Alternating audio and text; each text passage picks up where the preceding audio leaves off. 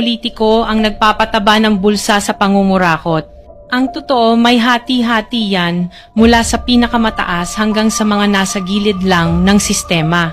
Huwag nyo kaming gawing panakipbutas kasi kung babalikan ang lahat ng transaksyon, makikita ninyong mas malaki pa ang napupunta sa inyo kaysa sa amin. Lahat tayo alam ang laro, pero pag nahuhuli, kami lang ang tinuturo at pinarurusahan. Kaya huwag ninyong ipakita sa publiko na malinis kayo dahil sa bawat proyekto may kapalit na porsyento para sa inyong mga opisina.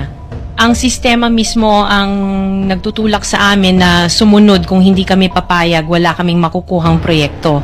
Pero sa likod niyan, kayo rin ang pinakaunang nagdidikta kung magkano ang dapat itabi para sa inyo.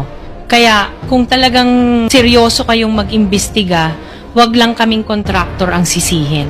Tingnan ninyo rin ang mga pangalan na nakaupo ngayon sa mga komite, sa mga ahensya, at lalo na sa mismong mga nagpapalakad ng gobyerno.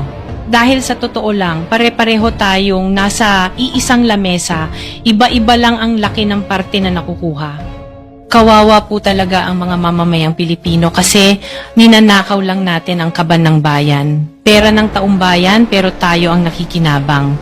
Hindi ba tayo nahiya? Ang mga mahihirap mas lalong naghihirap. Kaya tama na ang pangungurakot natin.